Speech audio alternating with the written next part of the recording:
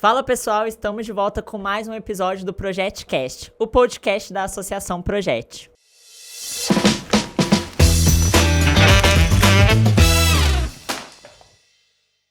Meu nome é Marcos Desidério e eu sou coordenador da Associação Projet, associação que existe há 10 anos na cidade de Ribeirão Preto e agora vem expandindo seus serviços para São Paulo e também para o interior da cidade de Ribeirão Preto, envolvendo a cidade de Cravinhos e abordando vários jovens. Estou aqui novamente com meu colega de trabalho, meu parceiro de mesa, o Jonas Ricobello, nosso presidente. Jonas, mais uma vez, um prazer imensurável estar na sua presença. Obrigado, Marcos. Parceiro de bancada. Vamos para o 6º episódio e temos hoje aí um enorme prazer de receber 2 parceiros de associação, posso dizer amigos, e 2 pessoas engajadíssimas com a causa social, não só com o projeto, mas com outros projetos sociais também, que eu sei que eles são super engajados e fazem diferença nisso. Executivos da Resolve, ela diretora de operações, ele diretor comercial, pais da Manu e da Rafa. Um prazer enorme receber o Marcelo e a Giovana Trovati aqui, pra gente bater esse papo aqui hoje e falar um pouquinho aí da história de vocês. Prazer Muito obrigado, todo nosso. muito obrigado mesmo. Muito obrigada, obrigado pelo convite. Obrigado, Jonas, obrigado, Marquinhos. Sensacional estar aqui com vocês. É um prazer imenso recebê-los e eu acho que a gente já pode começar trazendo que nós os denominamos, né, recentemente, de embaixador aqui da cidade de São Paulo, Marcelo Trovati, bem como Giovana, primeira-dama, por consequência. É importante. Então temos a realeza do projeto. É a primeira aqui. vez que eu ganho um título de nobreza. E foi numa dinâmica mega especial, a gente vai contar um pouco melhor como isso se deu pro pessoal que está assistindo a gente, jovens, parceiros. Lembrando que o ProjetCast é uma realização graças às empresas Santa Emília Caminhões e Ônibus, Grupo Malbisa e Ouro Fino Agrocense. Então, um agradecimento mega especial para as empresas que fazem acontecer. E também estamos trazendo hoje a Resolve, que é uma empresa mais do que parceira do nosso programa, explicando nossa dinâmica para a Giovana e para o Marcelo. Pessoal, queremos saber quem são vocês para além do LinkedIn. Então, hoje a gente vai falar de mercado de trabalho, a gente vai falar de vida pessoal, adolescência, meio social e tudo que mais de polêmico a gente pode abordar aqui, beleza? Legal. Muito bom. Muito bom. Então acho que a gente pode começar, né, Jonas? Só lembrando, pessoal, pra se inscrever lá no canal, dar o like no nosso vídeo para que a gente possa chegar para mais jovens e mais pessoas aí. Então entra lá, se inscreve, dá o like nesse vídeo aí, porque a conversa aqui vai ser bacana. Gente, a gente sempre começa assim, né? Poxa, quem são vocês, né? Primeira vez que a gente entrevista um casal, né? Casados. Mas assim, a gente tem histórias individuais, né? Quem é o Marcelo, quem é a Giovana. E é isso que a gente quer saber. Né? Quem é o Marcelo? Né? Quem é esse cara que a gente conhece aqui, né? Como diretor comercial de uma grande empresa, um cara super engajado? Quem é? De onde você nasceu? Como foi sua vida? Fala rapidinho pra gente, quem é o Marcelo? Bom, o Marcelo é um jovem senhor de 54 anos, 53, vou fazer 54 agora, dia 9 de junho. Nascido no interior de São Paulo, na cidade de Valinhos. Uma família bastante humilde, filhos de imigrantes que se estabeleceram na época através de trabalhos na roça, né, na plantação de uva, de figo, e ali criaram suas famílias, seus filhos. Eu acabo nascendo em 1969, tenho uma infância bastante difícil, né, em relação ao mundo, ao mercado. Tive ainda a necessidade de começar a trabalhar muito cedo, né? Com 13 anos de idade eu já estava com a carteira assinada, porque na época podia, né, fazer isso. Comecei como office boy num escritório de contabilidade. E depois eu comecei a tomar gosto pela coisa, apesar que é muito jovem, você não toma gosto tão rápido, porque você vê seus amigos fazendo outras coisas, famílias que tinham um pouco mais de recursos, os seus amigos iam pro clube na parte da tarde, jogar bola, e eu ia trabalhar, né? Então isso fez com que no começo fosse bastante difícil, mas logo então eu comecei a me acostumar porque eu comecei a ver que era possível, eu comecei a ganhar meu dinheiro. Eu não precisava mais pedir para ninguém, apesar que meu dinheiro eu entregava todo na mão da minha mãe. Tinha isso, né? E ela me dava uma parte desse dinheiro para eu fazer minhas coisinhas, né? E foi assim durante um bom tempo. E fui arribo de família, né, nessa época, porque eu perdi meu pai cedo e acabei tendo que ser o homem da casa. Com 17 anos, eu fui emancipado, eu abri meu primeiro negócio, bastante empreendedor na época, falando... já empreendendo.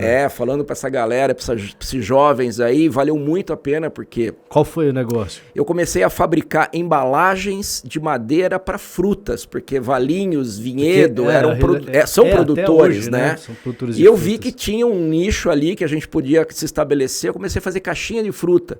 A caixinha de fruta virou uma coisa maior, fomos fazer embalagens industriais, começamos a trabalhar fazendo containers, pallets, embalagens para a indústria de porcelanas lá na região de Pedreira, mas para isoladores de alta tensão, negócio bastante complexo.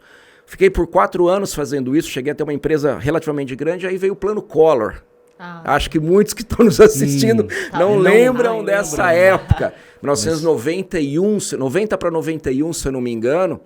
E quebramos, né? Quebramos e acabamos tentando ainda rever as nossas posições. Aguentamos 8 meses, porque na época teve bloqueio das nossas contas, né?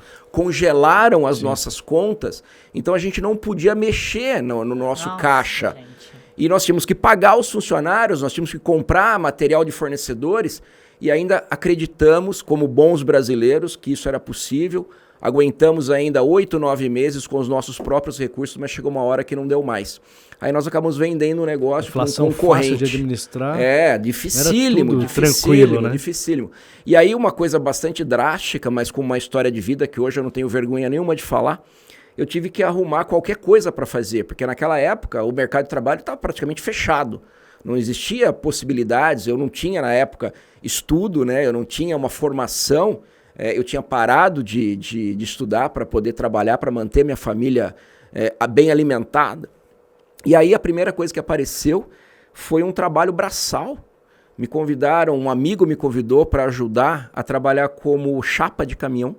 Nossa. Eu fui para a Buleia, fazendo viagens para descarregar caminhão de papelão numa indústria de linha branca. Sim. Fiz isso durante alguns meses, muito difícil, acordava muito de madrugada, ia pro ponto, com a marmitinha, esperava o caminhão passar. Passava caminhão, já tinha ali os que conheciam, não, esse aqui vai comigo. Ganhava por dia, você trabalhava, ganhava e ia para casa.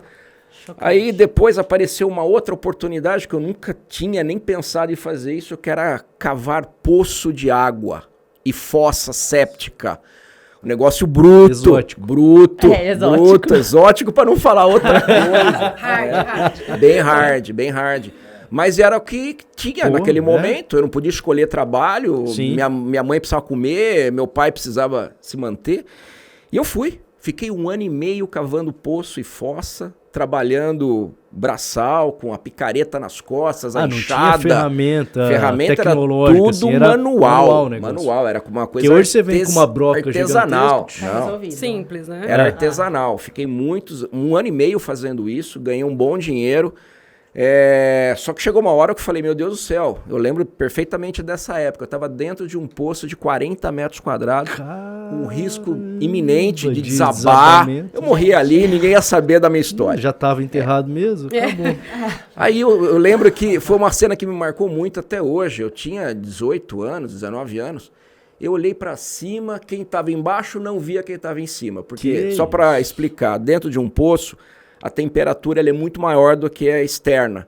E o corpo, por aquele calor e por aquela umidade, condensa o teu suor, faz uma nuvem que quem está em cima não vê quem está embaixo e quem está embaixo não vê quem está em cima. Caraca! Meu Deus! Então o perigo ele aumenta a enésima potência. Aí eu olhei para cima e falei assim, meu Deus, o que eu estou fazendo aqui?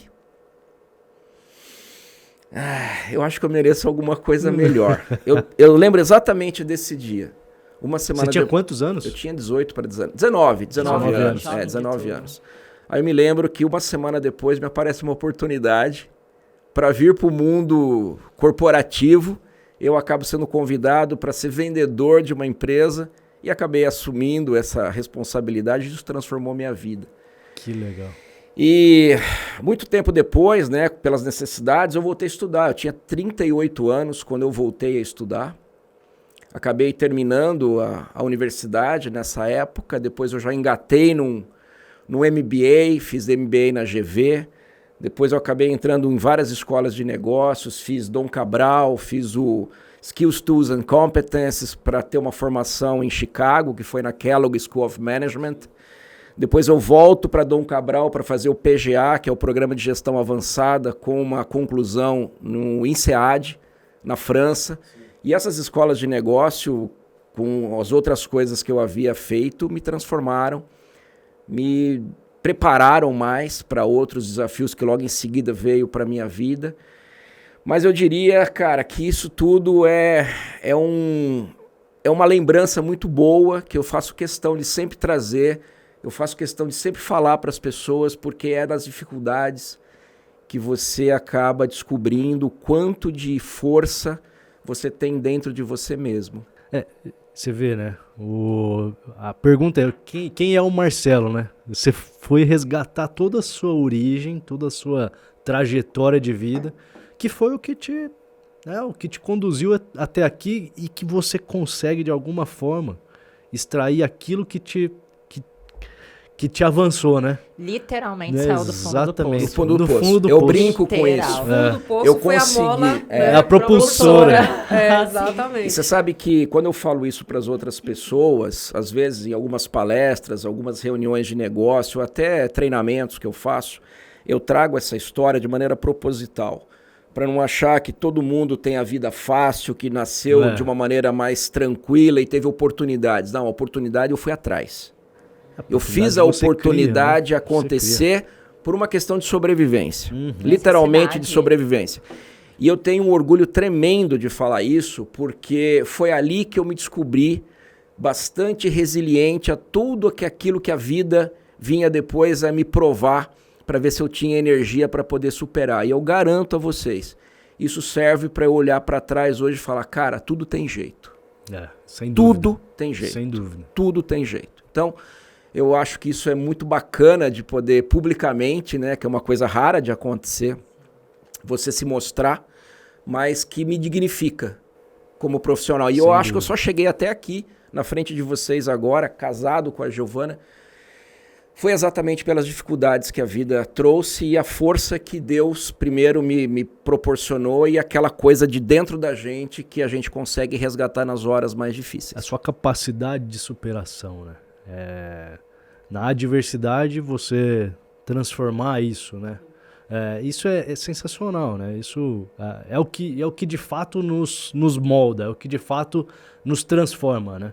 Essa capacidade, porque a dificuldade existe para todo mundo. Sim. Seja ela do fundo do poço ou de outra forma, né? As histórias são distintas, mas a dificuldade ela existe para todo mundo.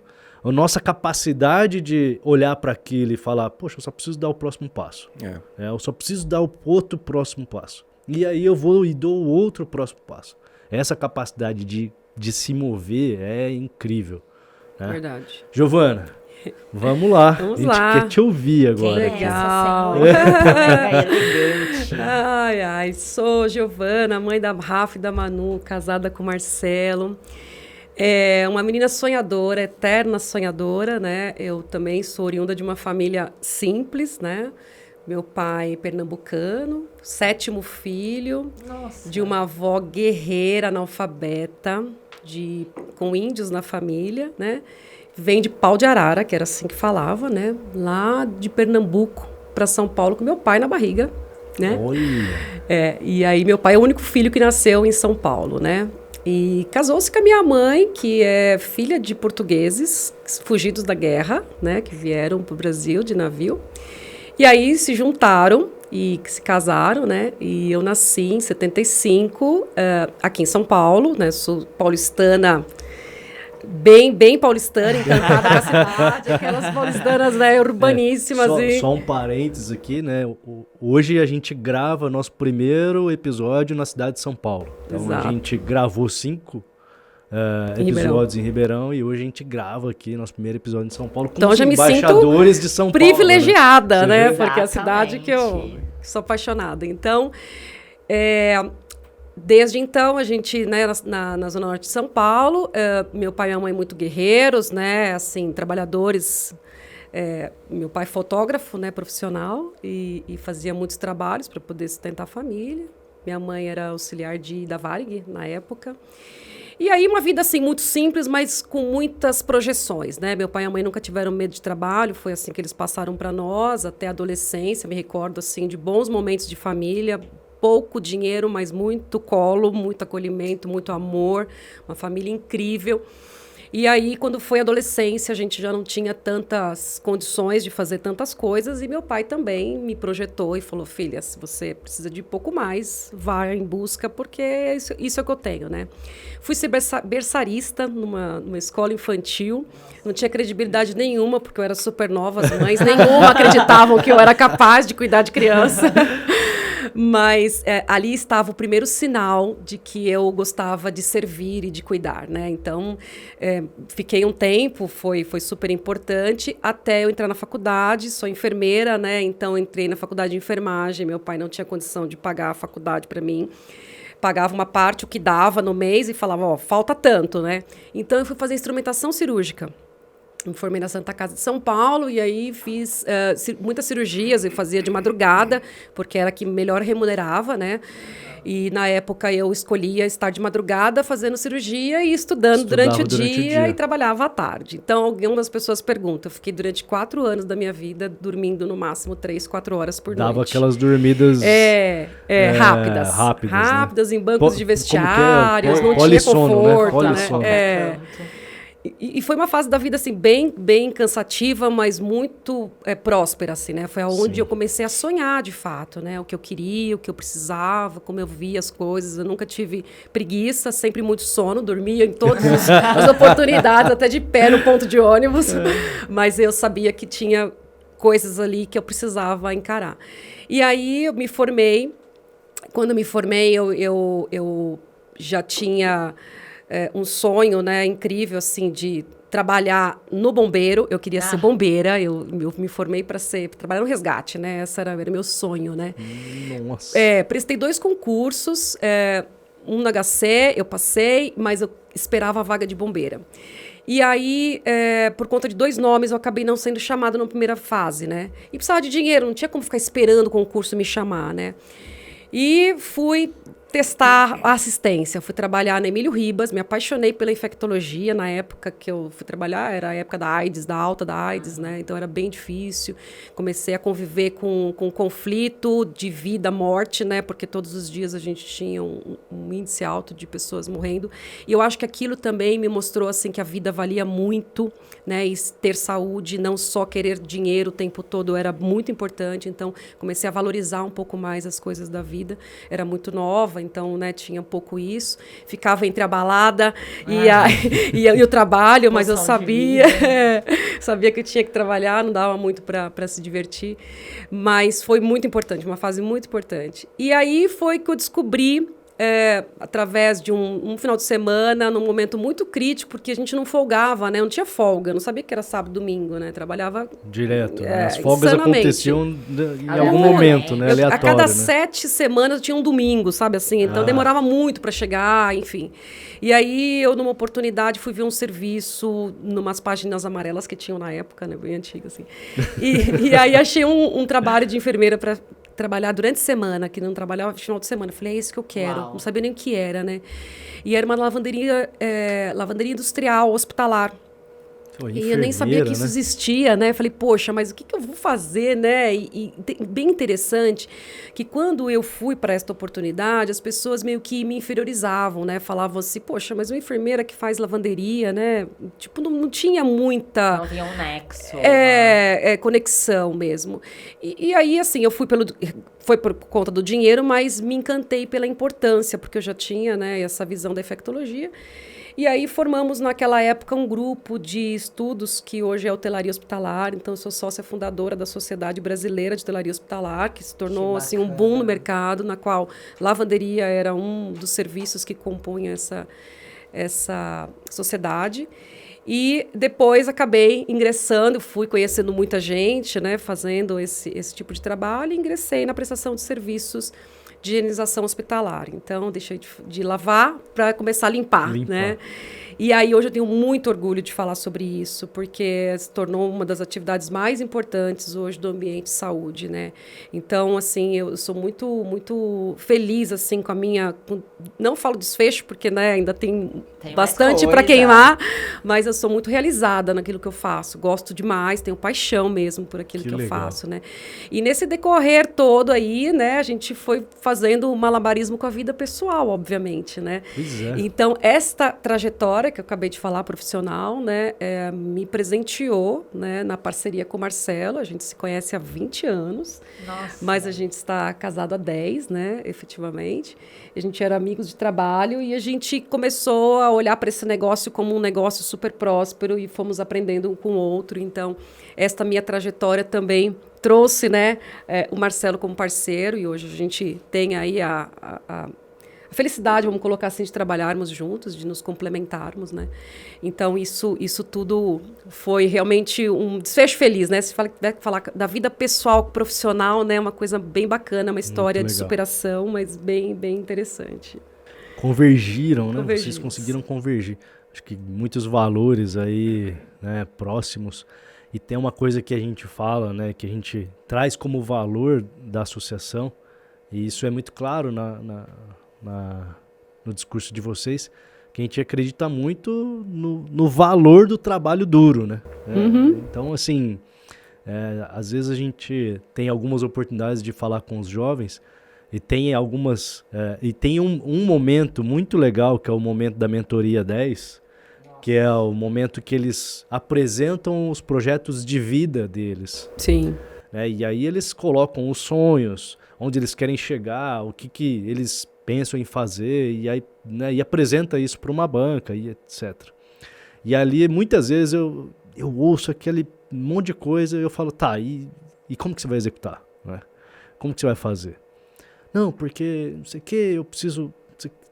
Cara, só tem uma forma de executar isso. Senta a bunda na cadeira e estuda. Isso. Ou vai atrás, vai empreender, abre a primeira lojinha, vai vender online, vai testar o produto. Verdade. Então, trabalho realmente é um negócio que, né, se a gente conseguir ter a capacidade de superação, ou sempre dar o próximo passo, acho que isso é um negócio que dignifica, usando sua palavra aqui, que dignifica. Né?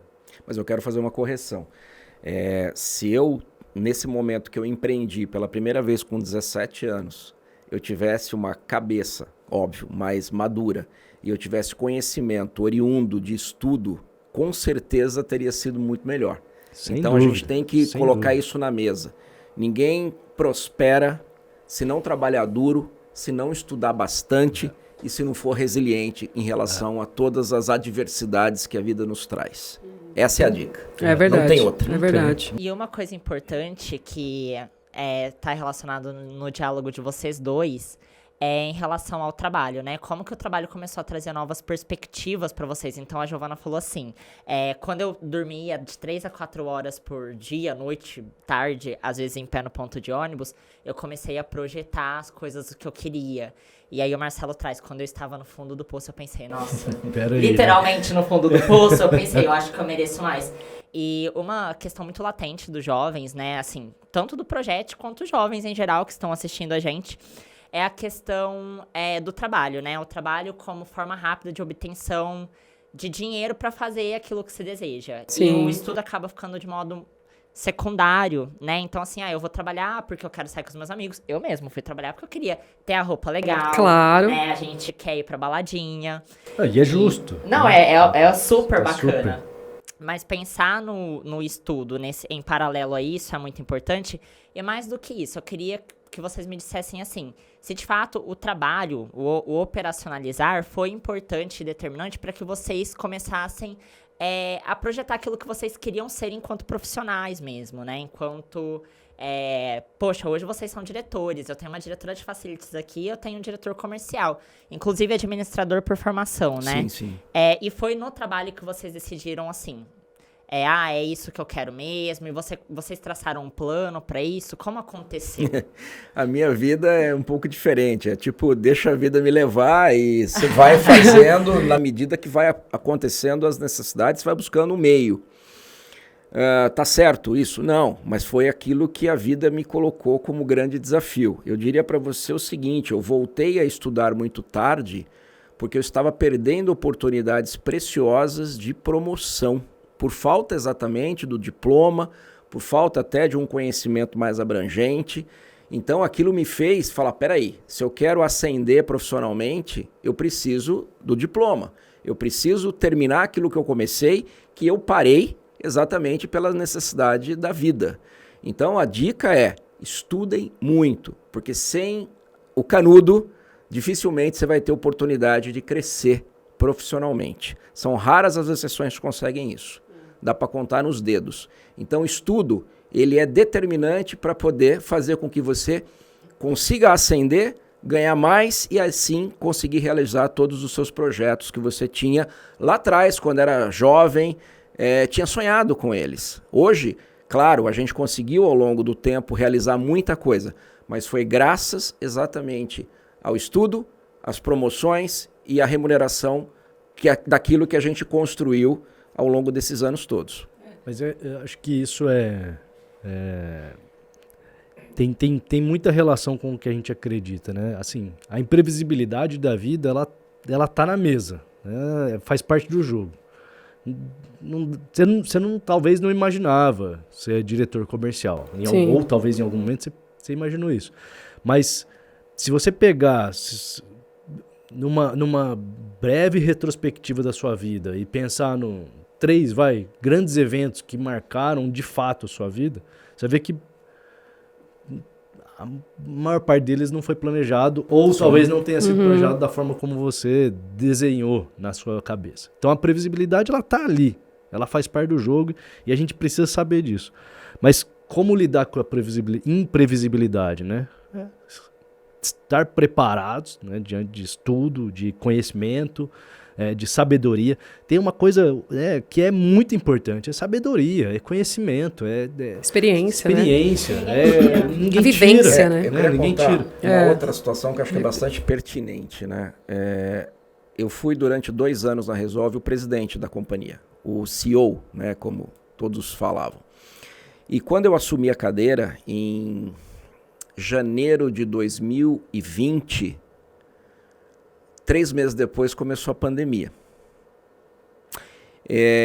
Por mais conhecimento, por mais preparo acadêmico que você tivesse tido a oportunidade de ter acesso, ali foi a grande provação profissional, porque eu estava como número 1 da companhia, tomando as decisões e a gente precisava acertar nas decisões.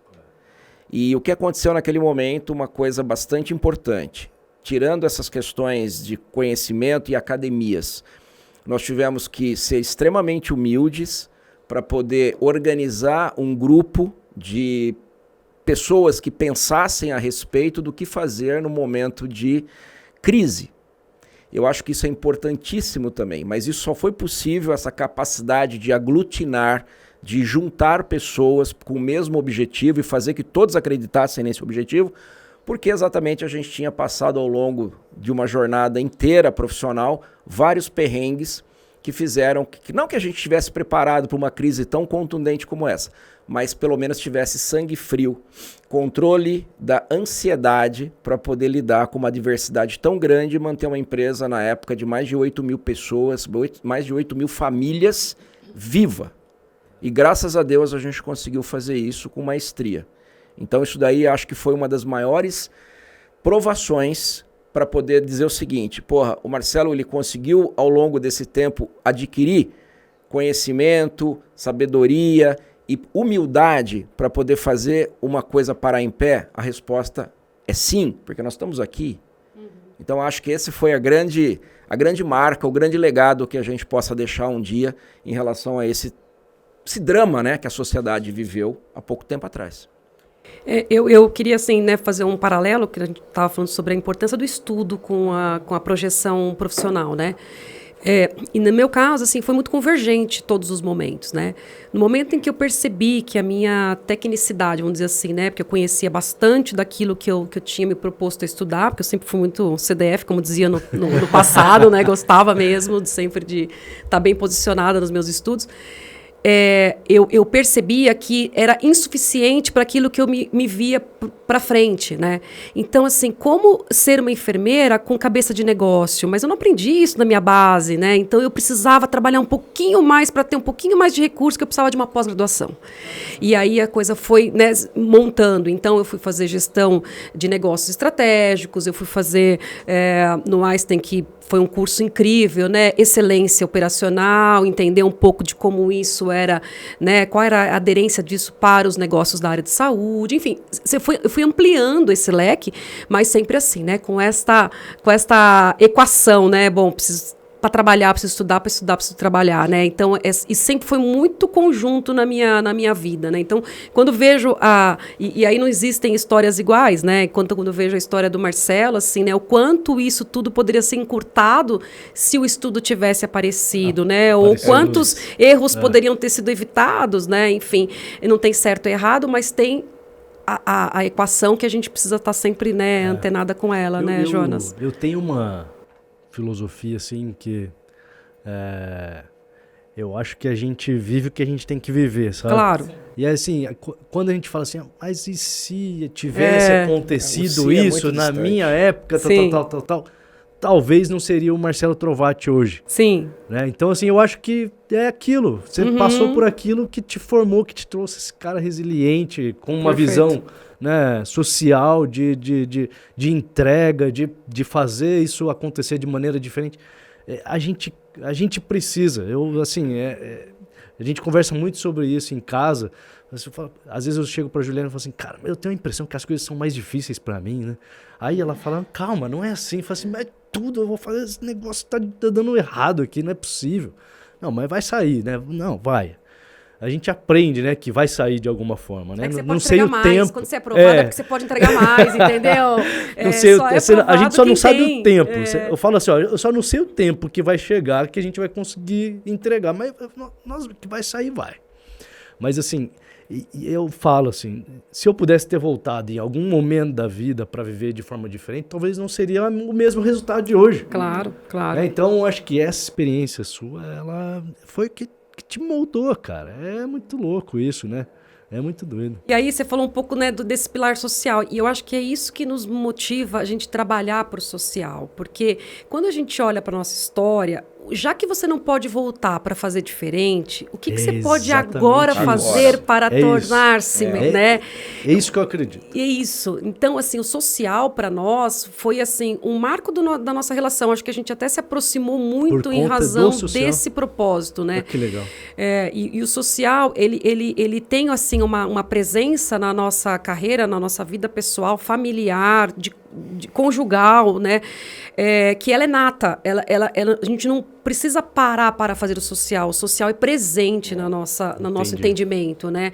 Então, quando a gente traz aqui, por exemplo, uma proposta de um projeto estruturado, como foi o projeto, né? Que foi encantador, esse nosso encontro foi uma coisa assim encantadora. Deu match. Falou, poxa, então, né? E aí você entrega para isso, né? E colocando essa projeção. Eu me vejo naquela cadeira daquele jovem sentado, eu lá com os meus 20 anos, super fazendo atrapalhada, dormindo, eles, né? morrendo de sono. E querendo que ele seja mais do que eu tive de oportunidade. Exatamente. Então, esta minha entrega para o social é muito isso, né? Quando a gente faz um outro trabalho social, que ele é um pouco mais artístico, tem um pouco mais do socioemocional presente, né? O que é isso? É deixar o sofrimento um pouco mais leve para ele olhar para o outro lado da possibilidade da vida. Então, é um outro trabalho também importante que a gente entende. Então, vai juntando tudo isso, né? E eu acho que isso dá, assim, motivação pra gente pro dia de amanhã, sabe? Sem dúvida. Desculpa, só complementando o que a Gi falou, eu acho que é uma coisa mesmo de depoimento, mais um depoimento que eu vou dar. Nesses 2 anos que eu assumi a cadeira número 1 da companhia, né? Eu cheguei no ápice de um executivo possa querer almejar, fui o presidente da empresa, estudei para isso e passei minha vida inteira buscando. Quando você está sentado nessa cadeira, você começa a perceber que falta alguma coisa. Porque você está ali exatamente para maximizar resultados. Sim. Você está ali para poder fazer a coisa crescer, para ter mais produtividade, para ter mais engajamento. E aí você começa a perceber que isso é pouco. Porra. Parece que Ou isso falta, não é tudo, né? Falta alguma coisa. E aí quando você está diante de um cenário como esse, cuidando de uma companhia grande, de alguns milhões e que tem milhares de pessoas na folha de pagamento, você fala assim, mas não é só isso. Eu acho que dá para fazer mais. E foi exatamente nessa hora de pensar em fazer mais, juntando com a nossa história de vida, juntando com os perrengues que nós passamos, nós começamos a falar o que a gente pode fazer diferente do que a maioria dos executivos fazem para poder proporcionar alguma coisa de volta para a sociedade. E aí vocês apareceram. Eu juro, vocês apareceram exatamente nesse momento. E aí quando nós ouvimos o que era o Projet, eu falei, cara, tá aí. Eu cheguei pro meu diretor de RH, que era o Douglas, vocês conheceram, eu falei, Douglas, eu quero fazer esse negócio aqui. Sabe por quê? Porque eu sempre preguei uma coisa nessa companhia, que o resultado, ele não é objetivo. O resultado financeiro é consequência. Olha só, o resultado financeiro não deve ser o objetivo, ele deve ser a consequência. Consequência do quê?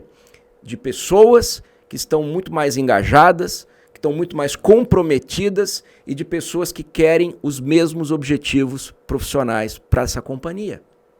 E se a gente quer fazer com que essas pessoas pensem de uma maneira diferente, nós temos que começar, de alguma maneira, a mostrar para essas pessoas e mostrar para a sociedade que não é só lucro.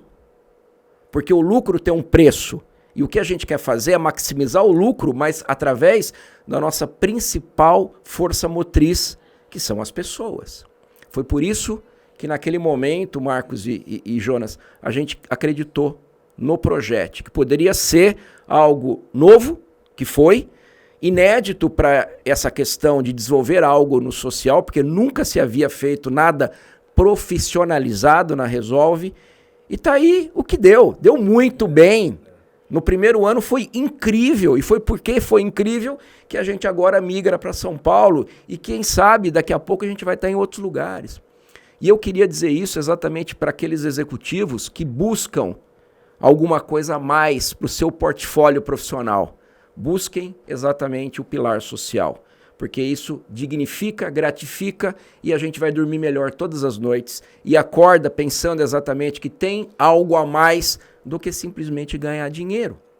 Você tem que ganhar dinheiro, você tem que fazer a empresa funcionar, prosperar, mas você tem que devolver alguma coisa do seu tempo de volta para a sociedade. Esse é o melhor ativo que a gente pode investir, né? Porque é a perenidade da comunidade, né? A perenidade da história, a história que a gente está construindo, a história que a gente quer construir. O social, ele realmente ele precisa ser incorporado na geração de resultado.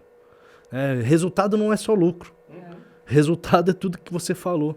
Né? A gente precisa das pessoas, a gente precisa da comunidade, a gente precisa dos nossos parceiros, seja fornecedores, clientes, etc. Acreditar no nosso negócio. Isso é geração de resultado. Você pode medir o resultado com a geração de lucro? Obviamente. Né? A gente precisa gerar lucro, o negócio precisa ser remunerado, mas gerar resultado é muito melhor do que isso. E tem uma coisinha muito assim, tênue, né? A gente muito fala assim, deixar um mundo melhor, né? Fazer um mundo melhor e tal. Eu acho que a gente tem que fazer as pessoas melhores. As pessoas melhores entregam um mundo melhor. Né? Outro dia alguém perguntou isso, né? Eu quero um mundo melhor para os meus filhos. Não, eu quero um filho melhor para o mundo que ele vai encarar. Isso, exato. Sabe? Eu acho que na hora que a gente pensa isso, quando eu falo filhos, eu estendo. Por exemplo, eu vejo a geração da minha filha, eu quero que aquela geração esteja preparada para um mundo que vai vir, né? Geração Z. Então, porque é a pessoa que muda. Né? A pessoa que se movimenta, que move, eu acho que é isso. A gente... Nossa, são vários pontos legais, assim, né? Tem um ditado que fala que educação não transforma o mundo, educação transforma pessoas e pessoas transformam o mundo, né? Exatamente. Acredito nisso. E tem 2 pontos no que vocês falaram, assim, que eu achei mega interessante. A primeira coisa é em relação a vocês verem sentido no projeto enquanto projeto social, né? Que é a formação, a qualificação desses jovens. Então, assim, eu queria começar com um agradecimento, porque aqui no projeto, né, nós somos uma instituição social, uma organização sem fins lucrativos, assim como milhares que existem aqui no Brasil, mas a gente visa não ter o teor assistencialista, que é não olhar para aquele jovem que vive em vulnerabilidade social como um coitado, porque ele não é. É a gente ver potencial na periferia, potencial na comunidade. Então, isso é muito interessante. E aí, falando um pouco mais a respeito sobre como vocês conseguem linkar os valores da Resolve com os valores do projeto, eu queria que vocês falassem, contassem essa história de por que surgiu. E eu acho que o porquê está muito atrelado ao que a Resolve faz. Então, assim, quem são as pessoas que trabalham na Resolve? Quem são as pessoas que compõem, né, esse organismo? Eu sei que vocês têm 3 setores lá. E por que faz tanto sentido ter o projeto enquanto programa aí pilar na Resolve? Legal. Bom, a nossa atividade é uma atividade bastante operacional, uma atividade de base, né, que nós chamamos. A Resolve tem 3 nichos no seu portfólio, né, de atendimento. Facilities, né, que é a parte que faz limpeza e conservação de vários ambientes, vários segmentos, né? Segurança patrimonial e alimentação coletiva. Então, esses são os negócios que a Resolve atua. Nessas 3 frentes, a gente tem bases, né? Tem pessoas e funções muito operacionais, de muita simplicidade. E, no meu caso, né, da empresa que eu cuido, são auxiliares de limpeza, grande maioria, né? O auxiliar de limpeza, por inerência, né, da própria atividade, ele tem pouca condição e projeção em relação a crescimento profissional, né? Ali ele está posicionado para sobreviver, né? Basicamente para comer, vamos dizer assim, né? E olhe lá, né? Porque hoje o salário base não consegue nem fechar o mês todo de uma pessoa que só tem esse tipo de trabalho. Então, o que acontece? A gente precisou olhar para isso de uma maneira que a gente fomentasse, muito além da pessoa querer vir trabalhar, mas é algo que ela pudesse também querer sair daquilo para algo melhor, né? Então, quando nós olhamos para os nossos programas, a gente só tinha esse olhar assistencialista. Então, né, olha, se você não faltar, se você realmente cumprir com todas as suas obrigações, isso, aquilo, no final de um período você vai ganhar um prêmio. Quais eram os prêmios? Um liquidificador, uma televisão, uma batedeira, né, que é finito, que ele não tem nada além daquilo do momento, né, para transformar ou fazer qualquer outra coisa. Então, a gente tinha, assim, essa dificuldade de pensar um programa que entregasse para ela um valor, um significado, um propósito, para que ela pudesse ver sentido no trabalho que ela faz. Porque, apesar de ele ser muito simplista e até, às vezes, inferiorizado, é algo muito digno, que ela pode utilizar como sabe, uma mola mesmo, para poder subir para o próximo estágio. Então, nós começamos a pensar e foi quando o projeto apareceu, né? Por que não, então, dar oportunidade para essas pessoas ou para os filhos dessas pessoas, para que eles se sintam mais acolhidos no ambiente que eles trabalham, e aí ele vai ter mais paixão por estar conosco. E aí, isso sim ser um fato agregador de que ele, se não ele, pelo menos o filho vai conseguir, né, galgar. Então, acho que foi nesse sentido que fez, sabe, total... Esse match. Match, né? Assim, foi muito perfeito, assim, né? Eu acho muito legal isso, porque a grande dificuldade, né, dessas famílias, né, é justamente enxergar esse estreitamento, né, dessa distância entre... Imagina, o filho está na mesma sala de aula que os diretores da empresa. Isso. Ele está na mesma que a maioria dos executivos, né, que são os voluntários que estão lá. O filho está entrando num auditório dentro do Albert Einstein, num prédio, né, magnífico ali, que talvez ele não entraria da mesma forma como ele está entrando, sentando na cadeira. Sim. Né, como aluno, como né? aluno. O filho ele pode, né, conversar, chegar com o Marcelo, chamar o Marcelo e falar assim, como é que foi para você? Né? Ele pode. Né? E a gente começa a mostrar para ele que aquele lugar é dele, né? Que aquele espaço ele pode ocupar. que aquelas pessoas são pessoas também da mesma forma que ele, que os pais, etc. Isso parece, né, para nós, às vezes, a gente olha isso e fala assim, nossa, mas é tão simples, né, alcançar isso, mas é uma barreira tão grande, né, poder entrar numa sala, sentar numa mesa. Claro. Então, essa quebra de paradigma já é uma mudança, uma mudança realmente muito transformadora na vida deles. Eu acho que, se você pensar, por exemplo, quem deveria ser o provedor de tudo isso, por tudo aquilo que nós pagamos de impostos, de taxas, de tributos, o Estado. O Estado ele não cumpre o seu papel que está escrito na Constituição. Exatamente. Isso é muito grave. E se o Estado não cumpre aquilo que ele deveria fazer, as entidades privadas, não governamentais, associações, têm que ocupar esse papel, esse buraco que existe. Como vocês estão fazendo do projeto. Graças a Deus que existem entidades como a de vocês para poder suprir essa deficiência que é histórica nesse nosso país. Então é difícil você pensar em condições de igualdade. Se prega muito isso hoje nas mídias sociais, nas escolas. Igualdade. Que igualdade é essa que trata os iguais de jeitos diferentes? Exato. Que não gera oportunidades para que esses iguais possam ter oportunidades futuras? Eu tenho uma dificuldade com esses conceitos, assim. Sem entrar no viés ideológico, a gente tem a obrigação, hoje, como pessoas talvez que são ouvidas, que têm um network importante, a obrigação de falar isso de maneira muito clara. Exato. Nós temos que cumprir com o papel que, infelizmente, deveria ser do Estado, mas não é. Então nós temos como cidadãos que preencher esse vácuo que, infelizmente, é histórico nesse país. Sem dúvida. Eu tenho muita dificuldade com esse critério de igualdade, né? Se a gente pensar em processo seletivo, né, de grandes empresas... Não é igual. Não é igual. Não é Se eu coloco lá um limitador, inglês fluente, você já acabou com 90% do eleitorado. Faculdade de primeira Faculdade linha. de primeira linha, 98%. Entendeu? Assim, Exatamente. Eu tenho uma dificuldade, eu já discuti isso muitas vezes, né, porque assim, não é igual, não adianta. Se a gente não criar esse espaço, se a gente não puder criar esse espaço e trouxer essas pessoas para o mesmo local, para que vocês possam olhar, para que a gente possa olhar, para que a gente possa conhecer, a gente não tem como tratar de forma igual. É verdade. Então, vai lá, Marcos. Não, é que isso que vocês estão falando faz total sentido. E aí o Jonas, retomando a fala dele, ele falou, nossa, mas isso que a gente faz aqui parece tão simples, né? Que é você pegar... E aí o Trovati falou, não é simples. E por que não é simples? Porque a gente tem vários fatores que vão permeando essa realidade. A gente precisa reconhecer os problemas, né? Então a gente está em um dos países mais desiguais do mundo, né?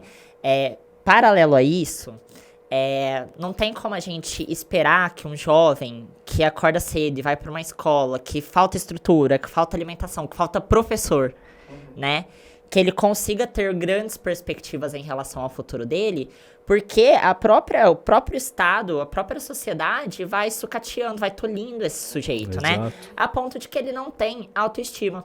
Então, uma coisa quando o jovem entra aqui, e antes eu nem fazia tanta necessidade de elucidar para esses jovens, e hoje eu acho determinante, assim, que o nosso logo é Forma Jovens, Transforma Vidas, né? Porém, o projeto, ele não transforma o jovem, ele transforma a perspectiva.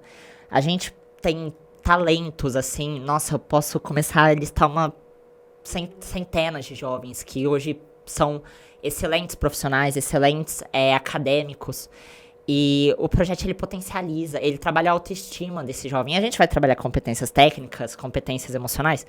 Com certeza. Claro. Mas ele já era aquilo. Ele só estava tolhido, ele estava adormecido por uma história por uma estrutura que acabou deixando e a gente isso faz apagado. questão de irradiar para a família, para os familiares, para a pequena comunidade dele, porque ele precisa ser suportado. Esse cara, ele precisa ter suporte. Esse cara precisa chegar em casa e falar que ele vai estudar e o pai olhar e falar, poxa, É isso mesmo. É isso mesmo. Então, por quê? Porque nem às vezes os pais conseguem enxergar essa oportunidade, essa possibilidade. Porque a gente só dá o que tem, né? Exato. E se o pai e a mãe não tiveram, eles não conseguem ter esse horizonte, enxergar isso de uma forma positiva. Então ele fala assim, será que você precisa estudar mesmo? Vai trabalhar, né? Porque ele vê valor no dinheiro. No Isso que aconteceu dinheiro, comigo. né? Diferente da Gi, que felizmente o seu Ademir a incentivou a estudar, os meus pais me incentivaram a trabalhar. Pois Por quê? Porque era mais um salário para dentro de Exato. casa. Auxiliar. Não Que foi era uma coisa muito do proposital maldosa. Você não tem tempo de estudar, você vai ter que trabalhar para pôr comida na mesa. Foi assim que eu cresci, ouvindo isso. Milhares, milhões de jovens ouvem isso. Mas por quê? Porque meu pai e minha mãe tinham nem o primeiro grau completo. Exato. Eles nunca tiveram acesso, moravam em sítio, não tinha escola rural. Então, como ela falou, a gente só dá aquilo que tem. E se os meus pais não tiveram acesso à educação, dificilmente eles iriam me incentivar para isso. Mas eu tenho que hoje entender a limitação que eles também passaram. Exato. E a gente tem que fazer isso de maneira clara, como agora, um veículo como esse, de poder pôr na mesa exatamente as nossas dores. Isso está errado. O pensamento de não incentivar a estudar transforma para pior uma sociedade, não para melhor. Exatamente. Eu vou falar uma coisa que talvez minha mãe e meu pai, eles vão ficar bravos comigo. Chateados. Depois, mas assim, eles, na minha época, minha mãe formou depois de bem mais velho. Então, na minha época de graduação, os dois não eram formados, não tinham graduação. E eu lembro que eu decidi fazer cursinho. Eu falei, cara, eu quero fazer cursinho porque eu vou ter que entrar numa faculdade pública. Não vai dar para pagar uma faculdade particular, fazer tudo que eu preciso fazer, então eu preciso entrar numa faculdade pública. E fui fazer cursinho, tinha uma bolsa, tinha não sei o que e tal, deu certo. Cara, eu lembro assim, vestibular da Unicamp, 3 dias de prova, 2 dias, eu não me recordo muito bem, já faz um pouquinho de tempo, né? Meu pai, cara, ele chamava os amigos pra dentro de casa e fazia festa lá no dia antes do vestibular. Eu falava assim, não é possível, que Senhor, tentação. Não é possível. Mas não tinha a menor noção Da do importância. que era vestibular, do que era entrar numa faculdade pública, do que era Sim. buscar. Então, assim, eu acho que muito por mim ali, eu querendo fazer diferente, já sabia dos obstáculos que eu teria que enfrentar, principalmente financeiro, então eu já queria criar alternativas para não ter perrengue, né? Sim. Mas não tinha a percepção. Me incentivavam de alguma forma, sim, mas não era algo assim, poxa, não, isso aqui vai fazer diferença na sua vida, né? Não. Mas nunca é tarde. Não. Minha mãe tem hoje 82 anos, vai fazer 82 anos. E hoje ela sabe a importância da educação. Porque ela viu, né? Ela viu ela de Ela viu a perto. transformação. Então, eu tenho certeza que se pudesse voltar no tempo, ela não teria não desincentivado, mas teria não valorizado. dado Talvez ela teria prioridade. estimulado. Então, tem que fazer uma meia-culpa aqui. Hoje ela sabe com certeza a importância do que é a educação e é transformadora. Senão, talvez eu nem pudesse cuidar dela como eu cuido hoje se eu não tivesse tido acesso a tudo isso. Olha que louco. Então, assim, é por isso que a gente cuida desse entorno, sabe? Porque a gente precisa de suporte. O cara acordar no sábado de manhã para acreditar num projeto social, que ele não paga nada, que ele ganha o transporte, que ele ganha alimentação, Verdade. que ele nunca viu falar daquilo na vida. Assim, no mínimo o cara começa a olhar aquilo de uma maneira diferente. Fala assim, não, isso aqui não vai dar certo. Isso aqui não vai dar Não é certo. possível, Mas né? Então a Isso gente tem que chamar os pais, a gente tem chamar que os explicar pais. para eles. A gente tem que falar, olha, poxa, quem são as pessoas que fazem isso acontecer? Não, assim, a estranheza, porque essas pessoas não estão acostumadas a ser cuidadas. Quem que Não, olha pra essas exato. pessoas? Exato. Entendeu? verdade. Então, peraí, tem alguém cuidando de mim, do meu filho? De graça? Por quê? De graça? Qual que é a pegadinha? Exato. Na hora que vai vir a conta? E eu acho que a gente faz um caminho reverso aqui no projeto, né? Porque, por exemplo, eu sou filho de faxineira, mas solteira, né? Então, eu sou filho da Paula, irmão do Yuri, que é o meu irmão mais novo.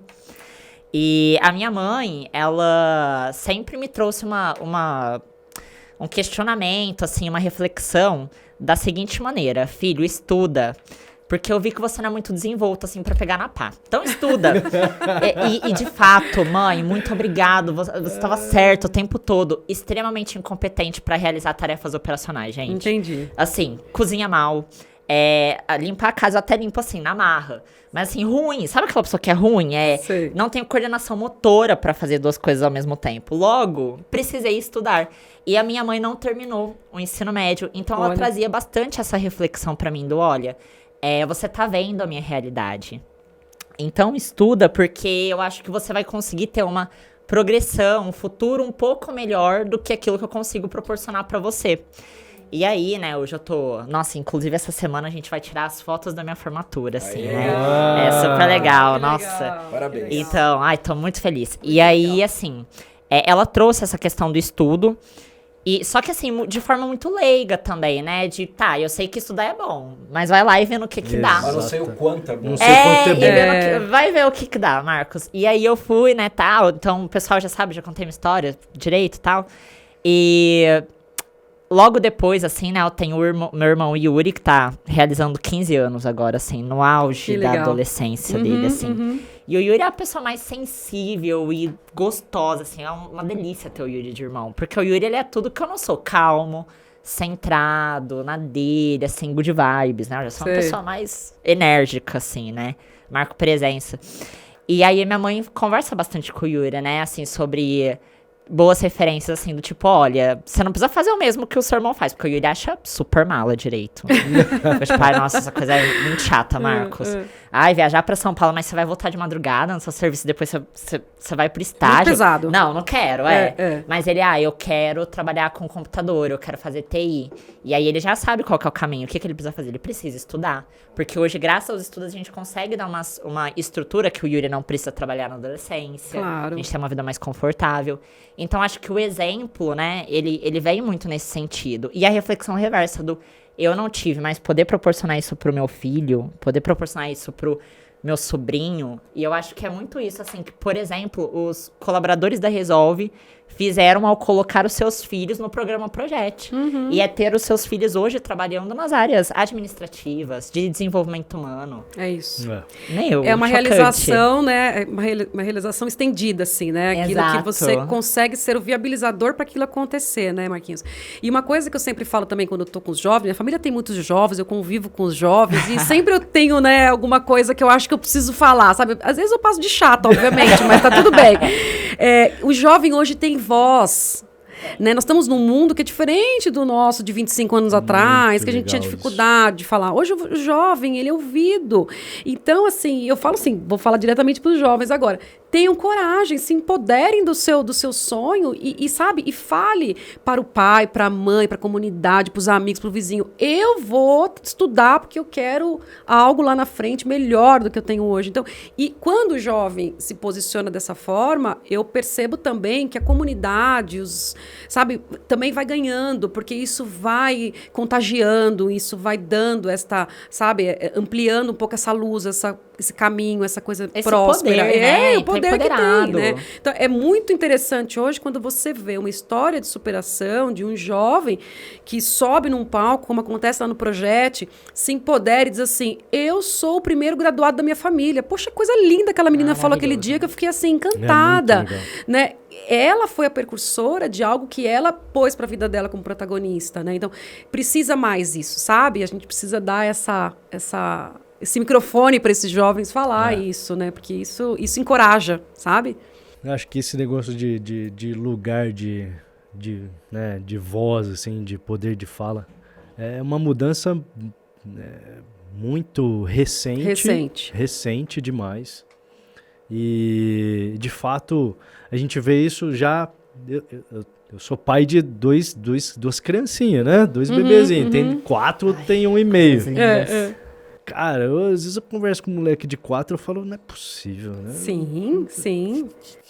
Que negócio que tá acontecendo. Já mudou. Já mudou. Então, realmente, a gente tem uma única coisa que a gente não pode fazer por eles, né? Que é fazer. Eles têm que saber que só eles podem fazer por eles. O que a gente consegue fazer é isso aqui. É dar Isso. apoio, é dar oportunidade, é gerar espaço, é dar poder, é Estabelecer compartilhar pontes. Com histórias, certeza. fazer pontes, construir, né, um contexto diferente. Mas é só eles que podem fazer por eles, né? É isso. Então, a E partir do vem momento aqui- que a gente consegue entender esse negócio tão simples, né, tão singelo, a gente cria um poder transformador na nossa vida. Você talvez naquele momento dos 18 anos, quando você olhou a fumaça pra cima, você falou assim, cara, eu tenho que mudar isso aqui. vapor. Vapor. Eu tenho que mudar isso aqui. E só você conseguiria mudar aquilo naquele momento. Ninguém mais, cara. Nem sua mãe, nem seu melhor amigo conseguiria mudar a sua trajetória naquele momento. Poderia ter se conformado, né? A Giovana corajoso. ali naquele dormir 3 horas por dia foi uma decisão que ela tomou. Ninguém tomou a decisão por ela. Exatamente. Então, assim, isso eu acho que é muito importante. A gente precisa saber que assim, só tem uma coisa que é transformadora. É o poder de dar o primeiro passo. É isso. E sabe que eu descobri depois porque que eu queria ser bombeira, né? Hoje Ah, eu tenho essa diga, resposta. diga. Hoje eu tenho essa resposta. Eu falei, mas por A que eu cara queria do ser Trovão. bombeira? Por que eu queria resgatar? Eu Ela acho que eu adora faço. apagar isso aí.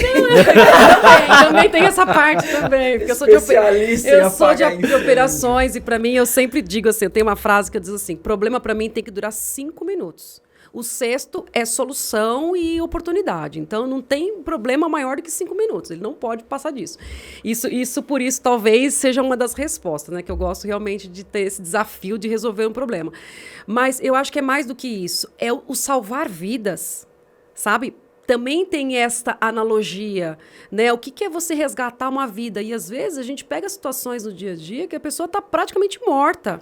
Se você não Total. fizer ali uma massagem cardíaca, Sem um boca a dúvida. boca, e fala, cara, acorda, Sem você tem dúvida. oportunidade, vem viver. Entendeu? Então, isso a gente tem muito, assim, a fazer. E esse leque, assim, do social, ele é muito isso o tempo todo, sabe? E eu vou te falar, Giovana, que esse nosso meio, né, dos jovens de 15 a 18, muitas vezes, né, Marcos? A gente pega o cara Nossa. falecendo. cara. Essa Morto juventude. por Passando fome, assim, não tô falando fome Não. de barriga roncar, não. Passando necessidade emocional. Emocional. Sabe? Muito forte. Sem uma perspectiva. Dentro de casa ele olha, ele vê Deprimido. menos ainda. Ele não consegue respirar. Ele tá assim, ó, aqui, ó, água tampando o nariz. Você fala assim, cara, calma. Peraí. Não é por aí. Tá vendo aqui assim, ó? Dá pra chegar? Aí Isso ele aí. olha e fala, opa, E- consegui. Vou te dar um primeiro remedinho. Te dá um primeiro- Você vai dar já essa- respirar melhor.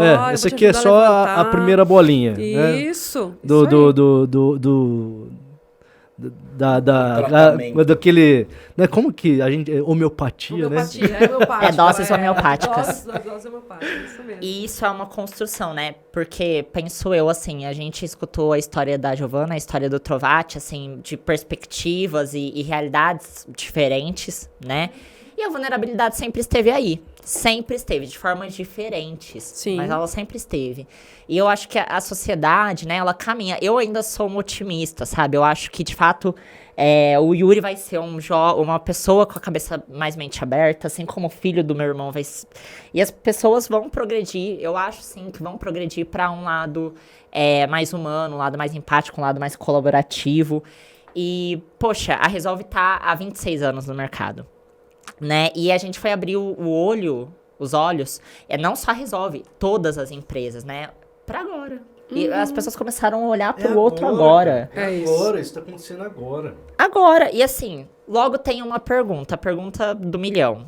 Como um projeto social pode gerar valor e diferencial competitivo para as empresas, principalmente para uma empresa como a Resolve? Eu vou voltar um pouco a minha fala com relação àquela questão do executivo sempre priorizar o lucro, que é uma obrigação da função, mas o como ele prioriza o lucro é o que pode ser mudado. Quando você fala em lucro, você fala muitas vezes em estratégia. E quando você pensa em estratégia, você pensa em muitas vezes inovação. Não necessariamente tecnologia, mas inovação. Então, vou dar um exemplo clássico do nosso negócio para com uma questão de um pilar social que fez a diferença para se tornar um diferencial competitivo. Os nossos clientes, eles vinham nos cobrando de ações. Ações principalmente ligadas ao ESG. E depois que eles começaram a, de maneira muito contundente, principalmente multinacionais, empresas mais organizadas, com governança, com compliance, começaram a nos cobrar mais de ter ações ligadas aos 3 pilares, nós falamos assim, tá aí uma possibilidade de inovação. Porque o nosso negócio ele é muito carente de inovar. Nós estamos trabalhando com mão de obra intensiva, base da pirâmide. Pode ser que você tenha um equipamento, algum processo, mas nada mudou. Então, essa carência desse mercado fez com que a gente pensasse de uma maneira criativa. Criatividade, obviamente, ligada à inovação. Se a nossa força motriz é gente, o que pode, então, nos fazer ser diferenciado competitivamente em relação aos nossos concorrentes? Alguma coisa que eu possa mostrar para o cliente, aquilo que ele me cobrava, ações e os resultados dessas ações. Então vamos voltar para a questão da parte social.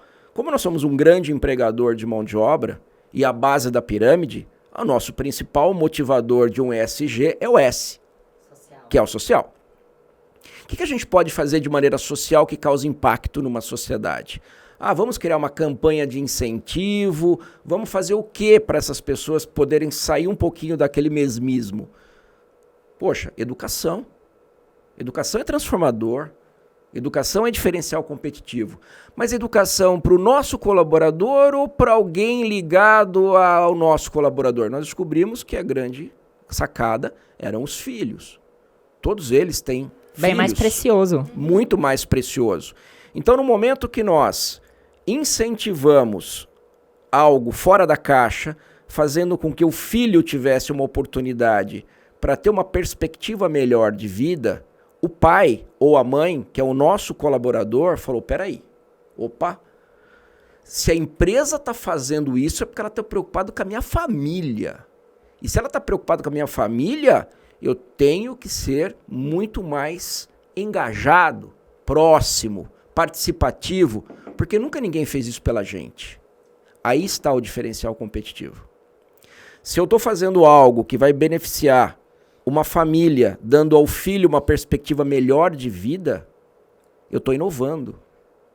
Eu estou cumprindo uma função social, substituindo o Estado, e muitas vezes, do seu papel constitucional, e estou dizendo para o mercado, a Resolve é diferente. E estou dizendo para o cliente, olha cliente, lembra que você me cobrava de ações efetivas? Está aqui, ó. O cliente está tão encantado com isso que o cliente está participando agora de ações sociais junto da Resolve. Isso é vantagem competitiva. Só que precisa de grana, precisa de recurso, precisa de orçamento, porque você não faz nada de graça. Então a gente teve que se virar nos 30, num momento de dificuldade para todas as empresas, começo de um novo governo, orçamento apertado, mercado arrochado, taxa de juros de 13,75, falta de crédito. Mas não pode deixar essa coisa fora do nosso drive de estratégia. Então, voltando à tua pergunta, o que diferencia uma empresa da outra em relação a se mostrar para o mercado de maneira mais criativa, inovadora e presente, é exatamente o quanto ela acredita no seu próprio grupo de colaboradores que possa transformar o que era ruim em algo bom. Isso a gente está vivendo na pele. Nós começamos agora com vocês um projeto ano passado, estamos fazendo agora uma nova turma esse ano, mas como eu falei para o Jonas, eu não sei onde isso vai dar. Eu quero que isso se estenda à enésima potência, que além da Resolve a gente traga outros amigos executivos que se encante com isso e também possa mostrar que existem vantagens competitivas a partir do momento que ele invista nas pessoas. Para mim, assim, eu não sei nem como. Não sei se eu resumir. respondi. Eu acho que não você sei nem muito.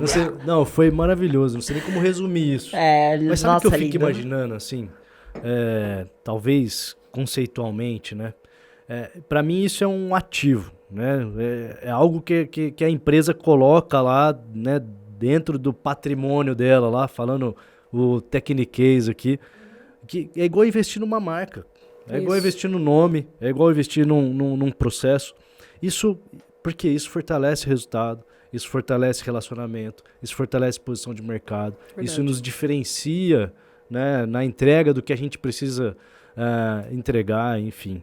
Então, assim, enquanto a gente não vê isso, né, enquanto a gente tiver dificuldade de enxergar isso como ativo, como um negócio que você pode colocar no bolso e falar assim, cara, eu sou diferente, eu faço isso aqui.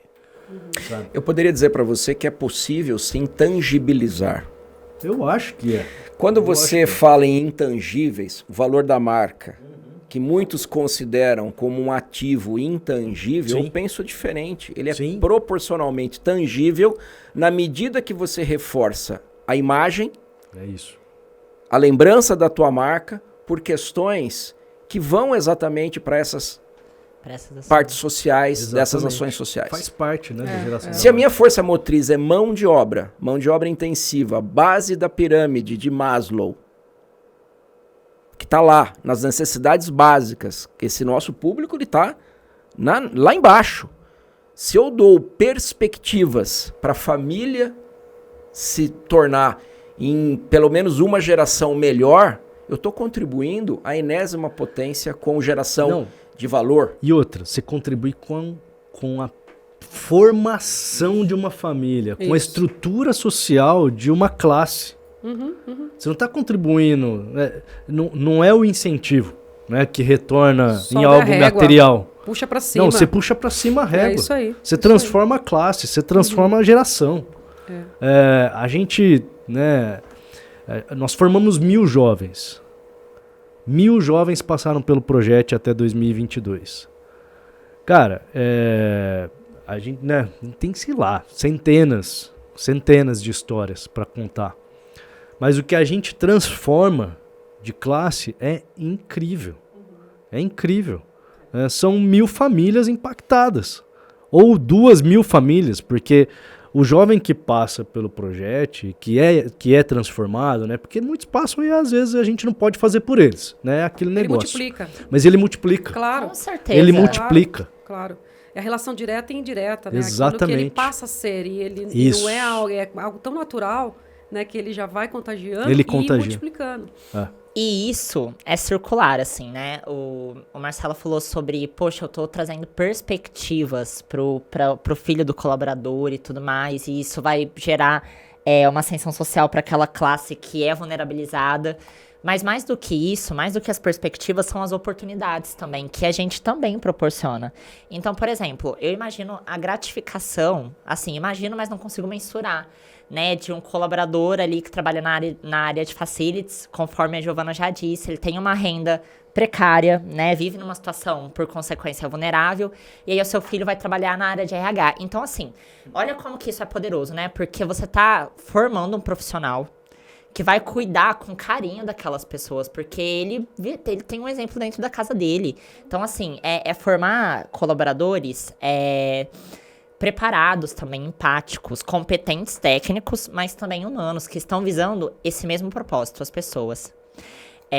Mais do que isso, assim, eu acho que isso estabelece uma relação de admiração, sabe? Uma relação de... sabe, vínculo mesmo, de muito obrigado. Orgulho. Orgulho. Valor, né? Inclusive, tem gratidão. Muito obrigada, vocês me lembraram. Tivemos o Projeto Empresas. Projeto Empresas, para quem não sabe, né, aqui dentro do projeto nós trabalhamos com várias ações.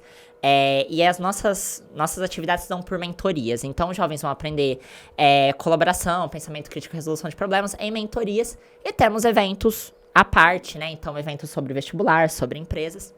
E no Projeto Empresas é uma oportunidade que as empresas que participam do nosso programa têm de falar sobre cultura, sobre carreira, sobre estrutura organizacional. E a Resolve, né, já participou no ano passado, que foi o seu primeiro ano. E tem o estigma, né, da empresa de facilities, da empresa de alimentação, da empresa de segurança. Então, normalmente, empresas que possuem cargos mais operacionais não têm tanta adesão, porque o jovem, ele quer o quê? Uma posição... administrativa, de gestão. Tecnologia. E aí, esse ano, nós tivemos o stand da Resolve bombando. E aí, tipo assim, olha que bacana, né? Como que essas coisas vão caindo por terra. Outra coisa, né? Você já começa a gerar outro outro tipo de reconhecimento. Exato. certeza, isso se É isso. transforma. Descobriu o valor. Exato. Descobriu o valor do serviço. É isso que a gente descobriu. precisa, é isso que a gente precisa ressaltar, né? E cada vez mais reafirmar o quanto o investimento social Retorna, ele retorna, né? Poxa, você ter uma geração querendo trabalhar na Resolve, cara, isso é fantástico. Na primeira turma, né, que nós formamos 35 jovens, 18 já estão conosco Sim. efetivados, né? Então, quer dizer, houve uma oportunidade também para eles de buscar outro tipo de posição e eles quiseram aquela oportunidade na Exatamente. empresa. Exato. Né? E assim, nós já sabemos que os pais que estão diretamente ligados a estas pessoas já estão mais envolvidos e mais comprometidos. A taxa de absenteísmo cai, o nosso turnover já não é mais o mesmo, porque você tem a pessoa ali de fato inserida no contexto da empresa. Então, essa é a maior resposta de um investimento que você faz num programa, num projeto como esse, né? E falando um pouco mais, assim, sobre toda essa construção de relação entre Resolve e Projet, né? Eu me lembro, até hoje, quando eu fui acompanhado do Jonas, né? A primeira vez na Resolve, na sede administrativa lá em Ribeirão, estamos hoje em São Paulo. Sim. E me impressionou, assim, uma coisa que eu vi. Agora a gente vai partir para um espectro um pouco mais pessoal, particular, mas que eu acho que é interessante a gente conseguir abordar aqui, que temos o CEO e a diretora como um casal mega potente, assim. Eu falei, ué, peraí. Então são um casal, essa lady, esse lord, o que tá acontecendo? E uma coisa que é muito latente, assim, né, até nesses passos que as instituições vão dando juntas e, por consequência, nós vamos nos conhecendo mais, é a questão da admiração e da competência que ocorre entre o casal, assim, que é notável. Então, agora partindo para o espectro mais pessoal, como é lidar? Porque, assim, você trabalha com a pessoa que você divide a vida. Sim. E aí? Eu E acho agora? que, assim, se eu pudesse responder direto, eu nem pedi licença, mas se eu pudesse responder direto, assim, né? A primeira coisa que existe entre nós chama-se respeito, né? Logo após o respeito vem a admiração.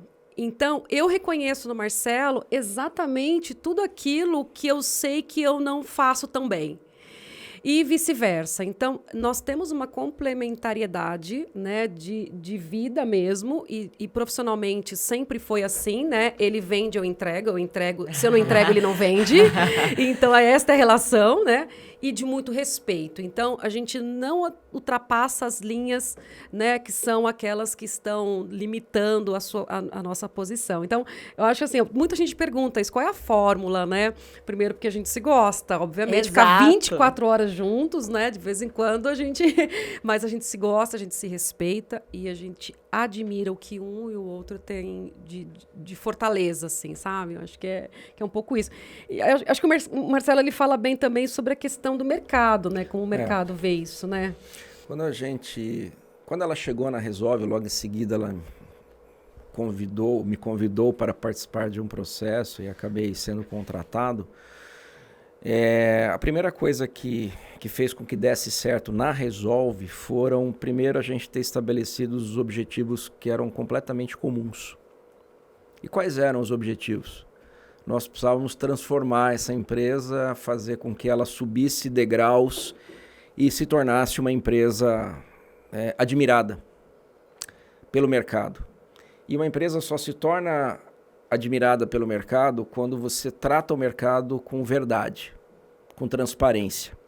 Que você usa o seu sobrenome, que foi construído ali ao longo de algumas décadas, felizmente de maneira muito segura e firme, para emprestar o seu sobrenome para a empresa que você está.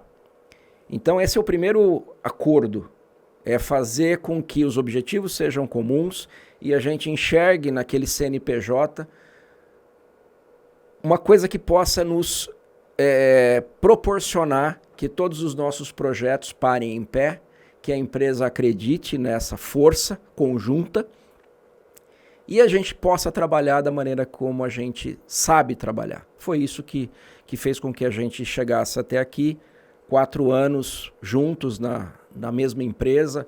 A empresa dobrou de tamanho nesse período, se tornou sim muito mais admirada em alguns segmentos, principalmente na área de saúde, que ela veio para dar exatamente esse plus.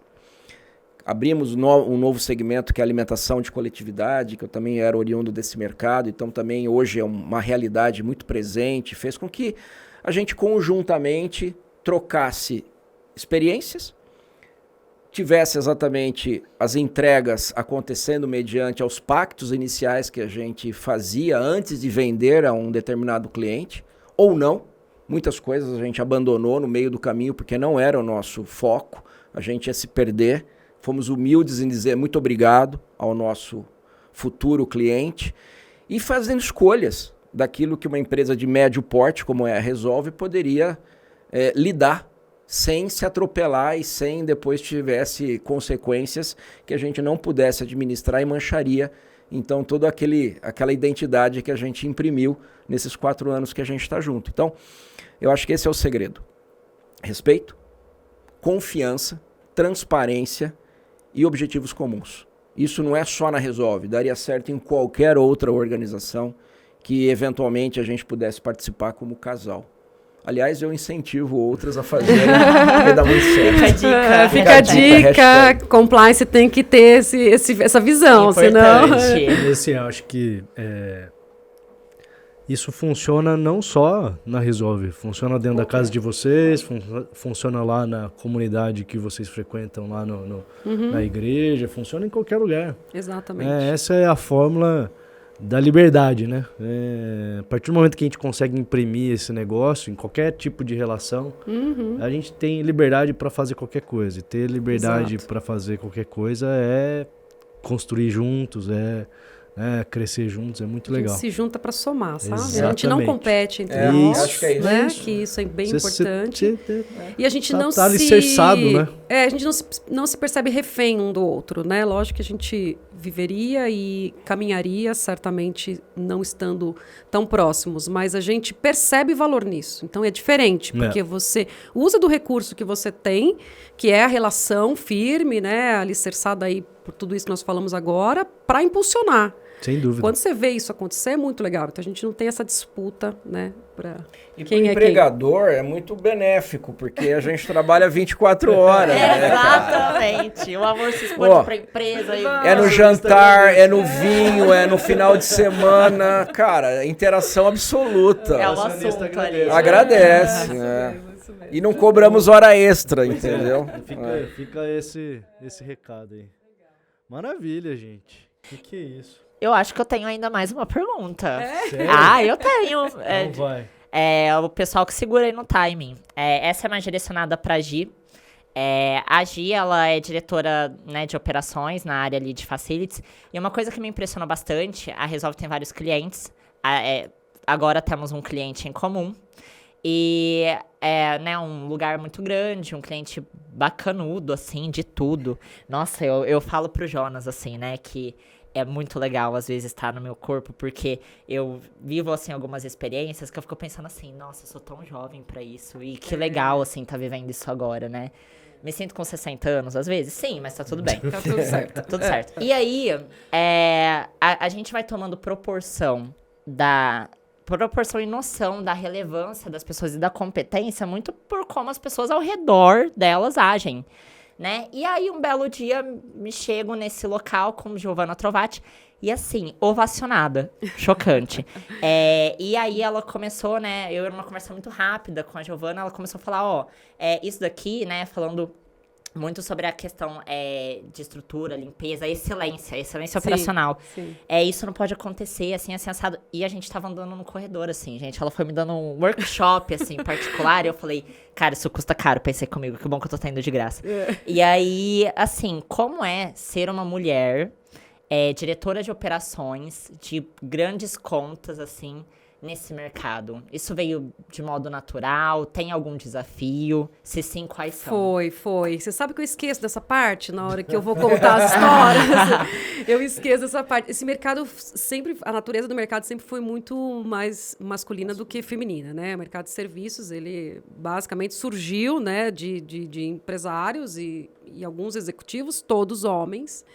E quando eu cheguei, que eu era enfermeira apenas, aquele lá atrás, né, comecei a ir para esse nível de gestão, eu precisei enfrentar alguns leões, né? E sempre foi com muita doçura na medida do possível, mas implacável no meu posicionamento.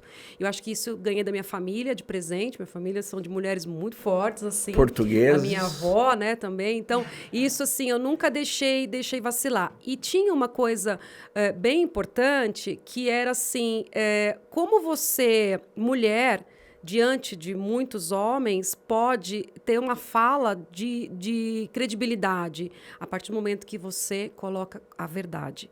Então, eu nunca fiz de conta, eu nunca fiz, sempre fui eu daquela maneira como eu achava que eu tinha que ser. E isso foi me dando, graças ao estudo, graças a essa vontade de querer saber um pouco mais, o espaço para que a minha voz fosse mais ouvida. E aí, de repente, eu me vi assim, já inspirando outras mulheres. E hoje, felizmente, a empresa, ela tem, meu time mesmo, né, composto de 60% de mulheres. Então, a gente já é Que mais legal. do que a média.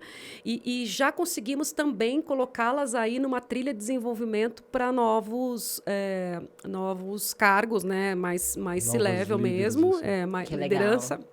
Já tinha avançado, mas mais agora, né, no C-level mesmo. E isso é muito gratificante, porque nós estamos de 2 décadas para frente, né? Mas ser mulher nesse mercado não é tão simples. Acho que em nenhum mercado, né? Mas mercado de serviço, especialmente, é bem difícil. Mas eu vou te dizer que eu falo para minha filha de 15 anos, tem uma filha de 15 anos, que ela de vez em quando fala assim, os meus melhores amigos são homens, né? Eu vivo em roda, e aí o pai fala, mas por que isso? Ele fica, né, às vezes, querendo entender, né, tal. Ciúme, A né? cara do pai. Ciúmes. E comigo foi assim também, né? Na hora que eu falo isso para ela, né? Eu sempre tive muita facilidade de lidar, né? E aí eu acho que isso é o que eu faço no ambiente também de trabalho. Quando você respeita a pessoa que está do seu lado, seja ela homem, mulher, trans, cis, bita, não importa. É uma exato. pessoa. Então, isso é o que eu tenho imperado, assim, não porque nós estamos num movimento agora, né, de inclusão, nada disso, porque isso está na minha natureza. Eu sempre enxerguei desta forma. Precisei me proteger em alguns momentos, com certeza, mas a natureza é você olhar o outro que está ao seu lado como uma pessoa como você. E eu acho que, né, essa neutralidade vai mais fácil, fica mais leve, você vai conseguindo ganhar espaço e respeito, né? Acho que é isso. Eu tenho meu jogo. Você não tá esquecendo do meu jogo, né? Não, de jeito nenhum. Por favor. Não posso esquecer. Parceiros, hein? Das novidades. Ei, Vamos lá, ai. lá vem. Antes da gente encerrar, a gente sempre faz uma brincadeirinha, jogo rápido. Não dá tempo de pensar, é o que vem, tá? Eu vou falar uma coisa e vocês me retornam. Tá bom. Tá bom? Mas antes da gente começar essa... Na verdade, eu acho que eu vou encerrar a brincadeira de modo diferente. Eu sempre encerro com uma pergunta Inovando. X. Eu tenho uma caixinha Surpresa, de à surpresa. vontade, Meu né? Deus. Dentro desse 1,69m, dessa camisa tamanho P, cabe muita coisa. Nessa cabeça aqui, gente. Sem vai que vai. combinar, sem combinar. Não. Então vai. Quem sabe faz ao vivo. É isso aí. Por isso que vocês vão cortar e cortar e cortar e cortar, tá, gente? Ó, pessoal, primeira coisa. É assim, eu vou fazer uma pergunta e vocês respondem. Tá bom. Show. Uma cor. Azul. Verde. Um medo. De sofrer. De barata. Uma comida. Portuguesa. Lasanha. Tá bom. Um sonho. De ver um mundo melhor. De ver um filho num mundo melhor. E pra encerrar, agora a gente vai fazer aqui, vai ser a minha última pergunta. Marcelo Trovati em 3 palavras. Homem, fortaleza, carinhoso. Giovanna Trovati em 3 palavras. Minha musa inspiradora. Minha referência. E a mãe que eu sempre desejei para os meus filhos. É isso, então... Vocês são inspiradores demais pra gente. Obrigada. Referências enormes aí, né, com a história de vocês, como amigos que são, como pessoas maravilhosas que são. Obrigado. Obrigado por compartilharem aí o tempo de vocês, Obrigada a vocês. por estarem engajados nessa história com a gente. É um prazer enorme mesmo. Muito obrigado. Obrigada, A obrigada, gente se amigos. sente honrados aqui. Muito Foi obrigada nossa, pela oportunidade. totalmente nossa. Foi incrível. Ufa. Adorei. Nem isso. parece. É isso? Tanto tempo aqui. As coisas vão fluindo, vão fluindo. Muito bom. queria novamente agradecer a participação de vocês. Eu sou o último romântico, então assim, eu vejo Então isso vai. daqui, ai, cara, que delícia, assim. bom. Foi uma conversa extremamente prazerosa. Giovana, toda a minha admiração. Marcelo Trovati, idem. É uma Obrigada. referência de líder, uma referência de diretora, assim, lideranças potentes. Obrigado. E eu não posso deixar de agradecer também uma das minhas maiores inspirações diárias, Jonas Ricobello. Então, sempre um prazer que estar aqui isso. com você. Muito obrigado de novo por dividir a mesa comigo. Eu que agradeço por compartilhar essa bancada contigo. Tamo É junto sempre bom. sempre. Tamo E junto. pra quem tá assistindo, em breve tem mais. Um beijo, um queijo. É nessa Se que a gente inscreve vai. no canal, deixa o like. Tchau, tchau, gente. Bye.